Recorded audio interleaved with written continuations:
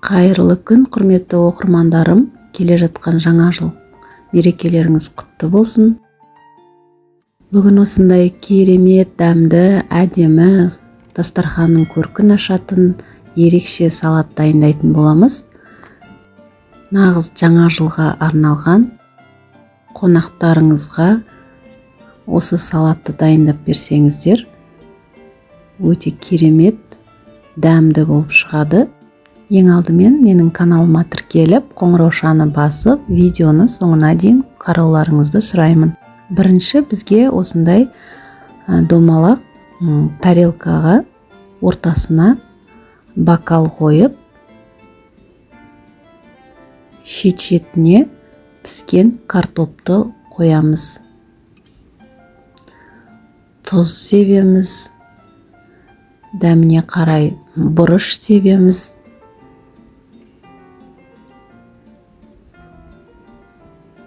Оның үстіне майонезді жағып шығамыз. Картоптан кейін майонезді шамалы көбірек жаққан дұрыс. Майонезді жағып болдық. Оның үстіне піскен тауық етін салдым. Осы салаттың ингредиенттерінің барлығын описание бөліміне қалдырып кетемін. Тағы да тұз себеміз және майонезді жағамыз. Описание бөлімінде жаңа жылға арналған тіске басар және салат түрлері бар. Кіріп көріп, менімен бірге дайындап көріңіздер. Майонез жағып болған соң, оның үстіне піскен сәбізді саламыз.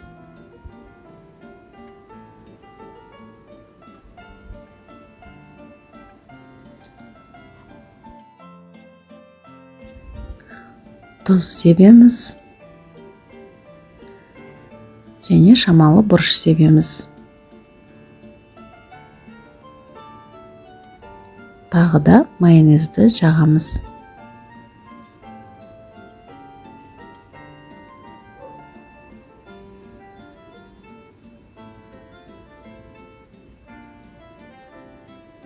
Ендігі кезекте піскен жұмыртқаны үккіштің көмегімен, яғни терканың көмегімен майда жағынан өткізіп, оны да қойып шығамыз және тұз сеуіп, тағы да майонез жағамыз. Тұз, бұрышты өздеріңіздің қалауларыңызша себесіздер. Ащы қылып жасағыларыңыз келмесе, тұзын, бұрышын аз-аздан сепсеңіздер болады. Және ең бетіне аскөкті турап, бетінің барлығын осы аскөкпен жауып шығамыз.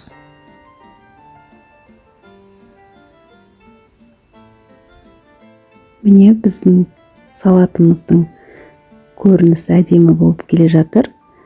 Осындай әдемілік үшін тәтті кукурузды қойдым және анар гранатты қойып шықтым бетіне. Тура осы рецептпен жасап көріңіздер, дәмді шығады және қонақтарыңызға да ұнайтынына сенімдімін. Енді ең соңында осы ортасында тұрған бокалды алып тастаймыз.